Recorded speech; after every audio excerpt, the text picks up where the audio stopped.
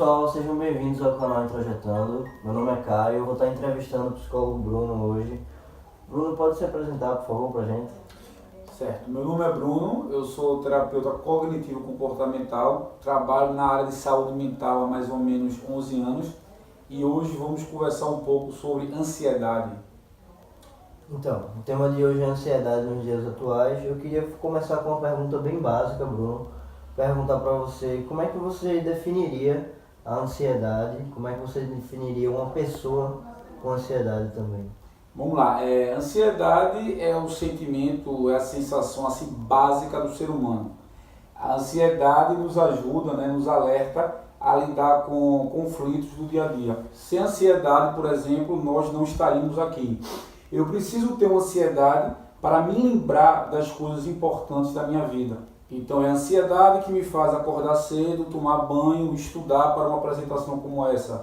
É a ansiedade que me faz, por exemplo, estudar uma semana de prova. É a ansiedade que me faz dar o alerta que eu preciso acabar o namoro. O grande problema é quando recebemos alerta em situações que não são importantes ou em situações neutras ou em situações importantes que nós exageramos. Por exemplo, eu vou falar em público e é óbvio que eu tenho que ficar ansioso, mas o ansioso ele experimenta aquele evento como perigoso. E aquele evento perigoso que vai dar o alerta nele, ele vai ficar tão desesperado que normalmente ele vai ter 3 comportamentos. Ou ele vai evitar falar em público, porque aí vai gerar um alívio, ou ele vai se dedicar de uma forma exagerada, e ele pode ter um quadro de pânico na hora da apresentação, ou ele vai se boicotar. Quando ele se boicota, ele confirma que o perigo daquela situação era real. E aí ele começa a evitar aquela situação por outras vezes, por inúmeras vezes. Entendi. Então, basicamente, a ansiedade ela é um pouco similar ao medo, né? Podemos dizer isso. Tem a importância do medo também. Tem a importância do medo e tem a importância de evitar com que o medo se escale a ponto de boicotar. Isso, é perfeito. Então, vamos seguir para outra pergunta. O que você iria sugerir no caso, para pessoas com ansiedade, para evitar crises de ansiedade? Eu preciso identificar quais as situações que geram ansiedade em mim. Se é no emprego, se é no trânsito, se eu experimento um grande grau de ansiedade no relacionamento. A ansiedade ela está relacionada à autoestima. Imagine que eu sou um cara que me acha incompetente. E nessa entrevista com você, eu vou ficar extremamente nervoso, porque o meu alerta de incompetência ele vai ser ativado. E aí o que é que vai acontecer? Eu vou ter sudorese, meu coração vai acelerar, eu vou ter taquicardia. Então é imprescindível que se trabalhe o porquê eu estou ansioso. Depois que eu percebo o porquê eu estou ansioso, eu vou trabalhar a minha autoestima, no caso, autoestima de fracasso. Então quando eu trabalho a autoestima do paciente, quando eu trabalho também as possibilidades de respostas mais funcionais, o que é que acontece? A minha ansiedade vai diminuir, porque o meu organismo vai perceber que eu não estou em perigo. Eu posso, inclusive, falhar aqui, porque isso não é catastrófico. Eu posso, por exemplo, falar mal em público, que isso também não é catastrófico. Mas para melhorar isso, eu preciso ter uma autoestima adequada, nem alta nem baixa, uma autoestima adequada. Eu tenho que saber qual é o meu tamanho, e através do meu tamanho eu começo a criar prognósticos possíveis da situação. Então, quando eu sei quem eu sou, também aceito meus limites, eu me cobro menos. E eu também compreendo que, independente do resultado, eu sou capaz de suportar. Eu sou capaz de suportar uma péssima apresentação aqui. Eu sou capaz de suportar um fim do namoro. Eu sou capaz de suportar, sei lá, se eu tenho algum problema com algo, uma fissura. Então, quando eu começo a compreender a minha capacidade de resiliência, o alerta ele diminui. Porque o alerta é uma proteção. O alerta é uma forma de falar, você não aguenta, você está em perigo, você não consegue. Quando eu inverto isso, a ansiedade vai diminuir. Ela vai se tornar de alguma forma até um aliado meu, ao invés de um inimigo.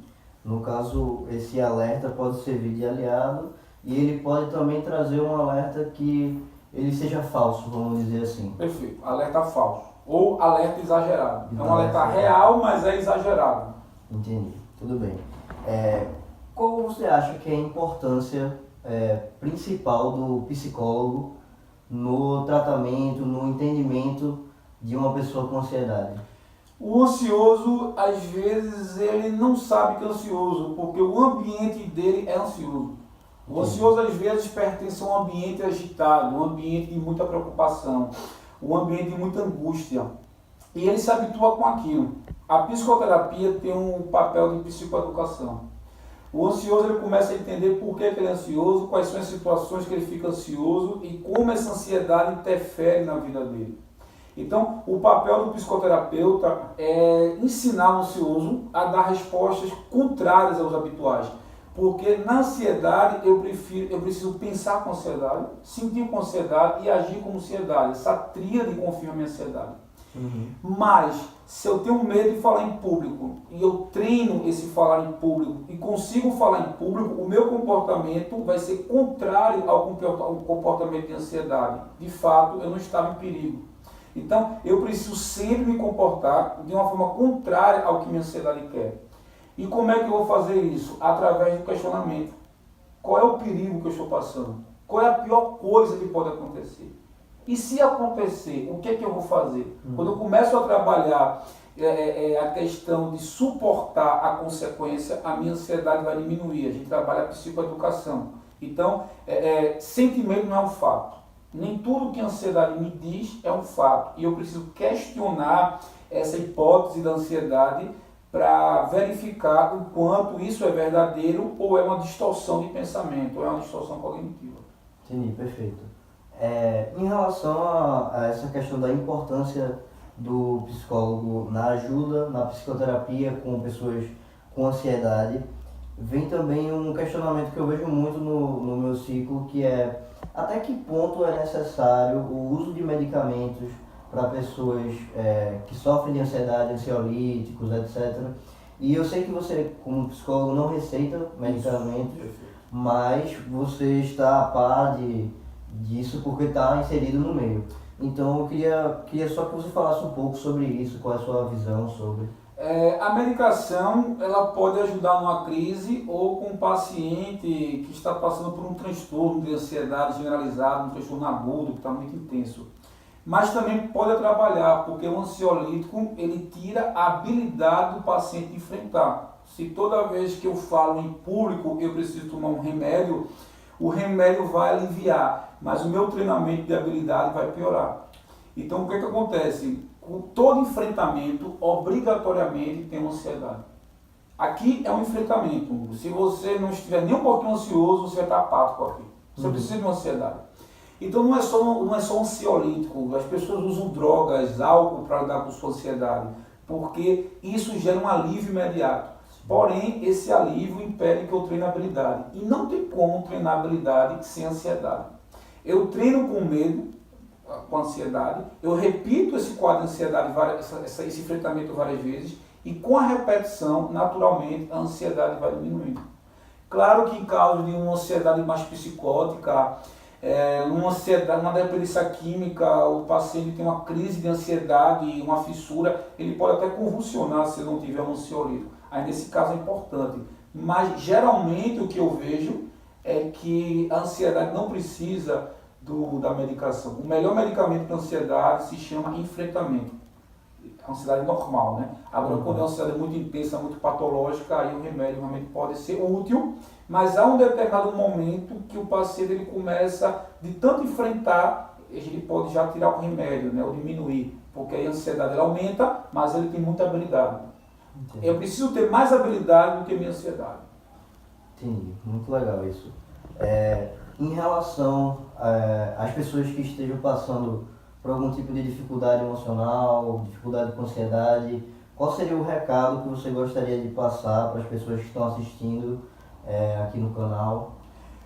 Todo mundo está passando por dificuldade, né? Então, assim, todos nós somos vulneráveis a algo, todos nós somos frágeis. Então, eu acho que é fundamental para qualquer pessoa, para mim, para você, para Léo, que é através da fragilidade que a gente se conhece. A fragilidade é uma dica para que eu trabalhe o ponto de vulnerabilidade.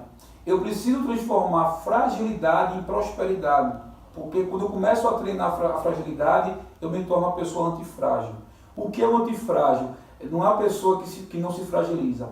é uma pessoa que cresce através da vulnerabilidade. Então, quanto mais vulnerável eu me vejo, mais eu treino. Quanto mais eu treino, mais maduro emocionalmente eu vou ser.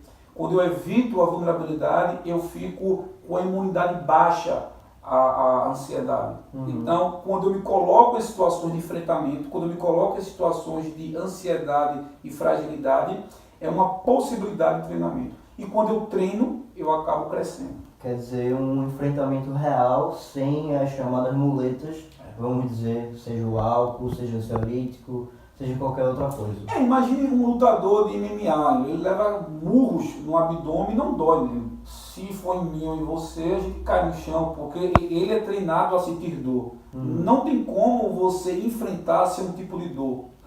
Toda realização, todo realizador, ele tem uma dor no meio. Não tem como ter realizações sem dor, sem conflito. Qualquer realização sem conflito, sem enfrentamento, sem dor, fica entediante. A durabilidade é pouca, né? Que é a busca de prazer. Pessoas ansiosas, elas comem muito para aliviar a ansiedade, elas buscam adrenalina para não sentir a ansiedade, elas buscam substâncias psicoativas para não sentir ansiedade, e aí vai se fragilizando. E cada vez mais a própria ansiedade, ela pode ser X, e depois de tanta fuga, tanto escape, ela pode ser encarada como X2, não é isso? Antes do transtorno de ansiedade, tem uma ansiedade. E antes de uma ansiedade, tem um ambiente e comportamentos ansiosos. Então, não é de repente que uma pessoa aparece com um transtorno, ela vai desenvolvendo gradativamente. Entendo. Tudo bem. Então, bom, e como uma última pergunta agora para você, eu queria perguntar, você acha que a ansiedade, ela está crescendo, ela está sendo algo mais ascendente nesses últimos dias, nesses últimos tempos, e por quê? O ambiente que nós vivemos é um ambiente que influencia muito a ansiedade, porque nunca recebemos tantas informações num curto período de tempo. Informações positivas ou negativas. Então, estou conversando com você agora e, de repente, em um livro que eu queria muito comprar, eu recebo a informação que esse livro já está no mercado, numa promoção, e a venda é limitada. Se eu não comprar imediatamente, eu vou perder esse livro. O ambiente, ele exagera, ele catastrofiza as coisas, ele faz gerar uma necessidade em você. Se você for no Google e colocar que você tem tosse, a primeira coisa que vai aparecer no Google possivelmente vai ser câncer de garganta, porque isso, o exagero, faz com que as pessoas fiquem presas a isso. As pessoas ficam sempre em alerta com as notícias, porque isso dá audiência também. Então, nós somos bombardeados com notícias exageradas. A qualquer momento você pode perder emprego, e se você perder emprego, sua família vai acabar, ou a qualquer momento... A impressão que a gente tem é que todo dia cai um avião, que andar, até cai, né, um avião, mas aí de uma forma assim, 1 em 1 milhão. Mas sempre dá a impressão que é perigoso viajar de avião, é perigoso você frequentar certos locais, o mundo está muito perigoso, e o mundo não está perigoso, o mundo está mais seguro, mas o problema é que nós só recebemos notícias catastróficas. Então isso faz com que o sentimento de ansiedade domine a população, ou seja em vacinas, seja em comprar mercadoria, seja em promoção, enfim, o ambiente ele tem um grande papel nisso daí. Também tem um lance que a ansiedade também gera consumismo, né? Então, quando eu acho que preciso de algo, eu preciso comprar aquele algo, eu faço de tudo por aquele algo. Então, o ambiente ele gera, digamos assim, uma dor para que essa dor faça com que você consuma também. Então, recebemos um bombardeio de informações para que a gente possa dar audiência a quem esteja de alguma forma tentando chamar a nossa atenção. Entendi. Então, muito obrigado, Bruno. Bruno tem um canal também, mas é no Instagram, se puder falar um pouco sobre... Dia a dia _psicologia. Esse canal aborda situações do cotidiano e a gente coloca sempre alguns tipos de soluções para lidar com essas situações. Então é um canal que fala sobre relacionamento, é um canal que fala sobre ansiedade, sobre conflitos do dia a dia, conflitos familiares, então eu acho que vale a pena vocês conferirem. Dia a dia _psicologia. Pronto, sigam ele lá, pessoal, muito obrigado, até a próxima.